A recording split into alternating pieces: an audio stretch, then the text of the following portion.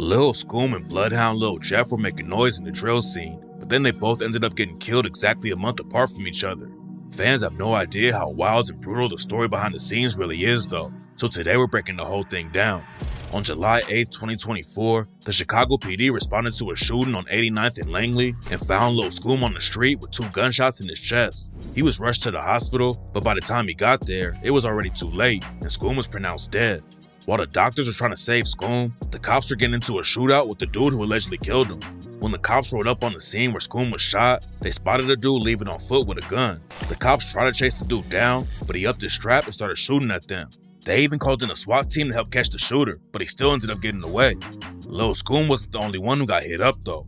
According to reports, Scoom and his homie Lil Will were together when the shooting went down. They allegedly hopped out of a whip and started pressing the dude on the street, and that's when the other guy upped his strap and shot both of them. Scoom and Lil Will were both allegedly active in the trenches, and on the track Nightcrawler, Scoom rapped, Lil Will clutching the chop, trying to catch us a op and jump out, and let that bitch spit. After the cops found Scoom, Lil Will was found in an Uber with gunshots in both of his legs, but he made out of the situation alive. There are a lot of rumors flying around about how Lil Scoom got killed. Some people are saying he got backdoored, and his mom even hopped on social media and said that she talked to Scoom right before he died, and he told her he didn't feel right, and the people around him were acting weird. A lot of people were spreading the rumor that Scoom got set up by a girl he knew named Nene Brooks. The girl even started getting death threats over the situation, but Scoom's mom said the story was all cap. According to her, Scoom got killed by someone he knew and said that they got him comfortable enough to snake him. And just 3 days before he was killed, Scoom posted on Facebook about getting set up. Nobody knows who killed Scoom yet, but it definitely don't sound like it was an op. According to witnesses, Scoom was arguing with the dude who shot him. If it was an op who ran down on him, they wouldn't be talking to Scoom before they shot him, so it makes more sense that he knew the shooter. What makes the situation even more tragic is that Scoom was on his way out of the streets and into the music industry. Lil Scoom had only been in the rap game for a year before he died, but he was already getting some major buzz on his name and signed a deal with Columbia Records. He was running up big numbers with tracks like Need for Speed, Nightcrawler, and In Scoom We Trust. And one day before he died, Scoom had his first major interview with DJ UTV. In the interview, Scoom talks about all the violence in Chicago and said that social media was getting people killed. You ain't gonna see me do much of that shit. A lot of people was dying because of social media. They letting that shit get to their head. Scoom said he started robbing and stealing cars when he was a kid. Then around 15, he really got active. He lost 2 homies back to back when he was 16, and it seemed like Scoom was trying to make it out of the streets. And what makes the situation even crazier is that Scoom was shot exactly 1 month after his homie Bloodhound Lil Jeff got killed. Lil Jeff was one of the hottest new rappers in the drill scene. He hadn't been dropping music for long at all, but all of his videos were running up big numbers, and he even had a co-sign from G Herbo. Scoom and Lil Jeff were tight and had linked up in the studio on tracks like Exotics and Rack to LA, but they had street ties that were deeper than rap. And Lil Jeff wasn't just popping in the rap game.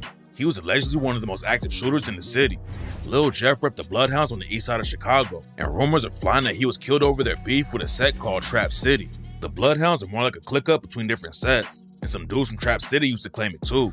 Jeff was also affiliated with Drill City, and they were clicked up heavy with Trap City for over 10 years. The sets were cool for a long time, but then something went down and sparked up a deadly beef and allegedly got Lil Jeff killed.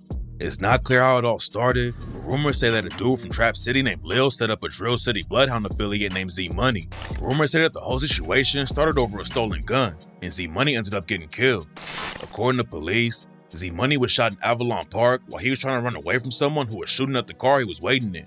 Z Money's homie fired back, but when he saw Z Money had been shot and was dead on the ground, he took off and fled the scene. Z Money was transported to the hospital, but by the time he got there, he was already dead. His mom asked the doctor how many times he'd been shot, and the doctor said they stopped counting after 29. Z Money's killer was never found, but it was allegedly someone in Trap City. Z Money's death had a huge impact on Lil Jeff and caused a massive wave of violence on the east side. Lil Jeff was already active, but he said that Z Money's death was what really turned him up. These niggas, I ain't gonna lie, my homie dad, that's on my face, she's right here. Z Money? Yeah. Okay. It was super these niggas after that. Fuck everybody after that. By the time he died, some people claim that Lil Jeff had caught 10 bodies. And what's really crazy about the rumors is that he only jumped off the porch when he was 18. Back in the day, Lil Jeff was focused on basketball and didn't even gangbang. His older brother was active though, so Jeff was still exposed to everything that was going on in the trenches. And when he was 14, somebody shot up Jeff's crib and a bullet almost hit him in the head. By the time Lil Jeff actually hopped off the porch, he already knew how to move in the streets and allegedly started putting major pressure on the ops. Lil Jeff's closest homies in the Bloodhounds were Q50 and Vert, and all three of them were allegedly sliding on Trap City's block and other op hoods. Vert was actually Lil Scoom's blood cousin, and he's also the one who told Lil Jeff to hop in the booth, but Jeff kept both feet in the trenches, even after he started popping off in the rap game. Z-Money's death sparked a huge wave of violence on the east side, and Q50 and Lil Jeff were allegedly a big part of it. Rumors said that Q50 was shot after Z-Money was killed, but then the Bloodhounds allegedly clapped back and killed Lil from Trap City. On June 25, 2023, Lil got into the back seat of a Lyft ride. The ops were already on him though, and before the driver could pull off, someone walked up to the back of the car and shot Lil to death. After Lil died, Lil Jeff went on live and started clowning him, and on the track, Lil Jeff rapped, "For Z-Money we got back, ain't take too long, bitch I'm relentless." Trap City wasn't the only offset that Lil Jeff was allegedly putting pressure on though, and a few months after Lil died, Lil Jeff was allegedly involved with a brutal shooting that left two ops dead right in front of their high school. Lil Jeff and the Bloodhounds used to be cool with a set called BKN, and Lil Jeff can even be spotted in videos with BKN members. But according to rumors, some dudes from BKN set Lil Jeff up and stole his watches. After that, Lil Jeff allegedly slid on BKN and took out two of their members. On January 26, 2024, Monty and Lil Rob were standing outside of their high school when two shooters hopped out of a whip and started letting off shots. Nobody was ever booked for the shooting, but rumors say that Lil Jeff was involved with the hit. And on the track he allegedly self-snitched when he rapped, "Them niggas did what they did and had to pay the consequence. Still hop out blasting when I'm sliding. And I be driving this thirsty shit. You would think a nigga bapping if I told you about what I did. And just walked in Liz for 2 hats. Really stepping in blood. Niggas know how I get. He ain't get a chance to run. Can't say that he tripped. Bounced out with 4 sticks. 2 niggas got hit." Rumors said that Q50 was on the hit too. And some people think Lil Jeff confirmed it when he rapped, "I'm everything they talk about. A slimy dude, I'll walk you down. With Q50, that's my round. 50 shots to clear the crowd. I'll take you down and chalk you out." Lil Jeff even went live on IG and basically confirmed he was the one who took out Monty and Lil Rob. It's not clear how many bodies Lil Jeff actually caught, but some people say it was like 10. He talks about killing ops all the time on IG Live, and at one point he even said he was gonna start teaching other dudes how to kill.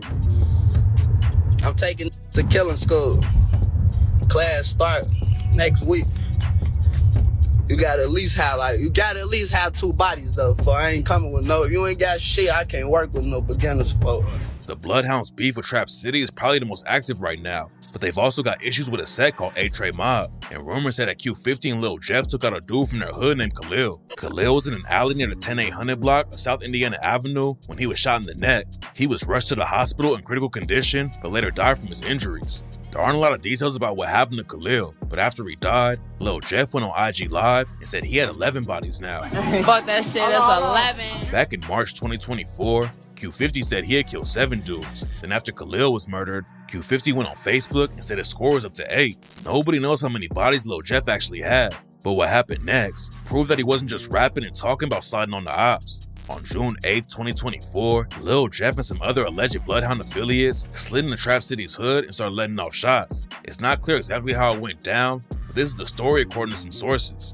Lil Jeff and his homies hopped out of a whip and started shooting at someone in front of a crib. The other side started busting back, so Lil Jeff's homies fell back.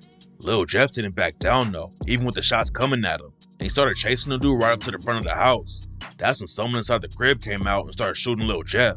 He got hit 19 times, and there wasn't any way he was gonna make it out of there alive. According to rumors, the dude who shot Lil Jeff was arrested, but the cops let him go because they called it mutual combat. Mutual combat basically means people can fight on equal terms, and if one of them dies, the other person won't be charged with murder. It's pretty rare to see the cops let someone off for mutual combat, but it's happened in Chicago before.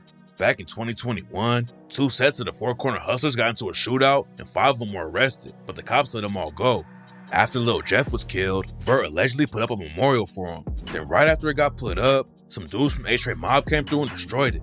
Messing with the memorial was a bad idea though, because right after it happened, 2 A-Tray affiliates were shot and listed in critical condition. It's not clear if Bloodhound's clapping back for Lil Jeff though, because A-Tray has other ops too, but rumors said a shooting happened because of the video they posted destroying Lil Jeff's memorial.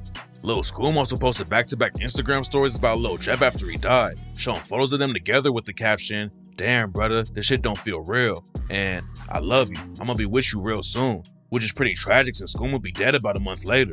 A lot of people thought Lil Jeff was gonna be the next star in the drill scene.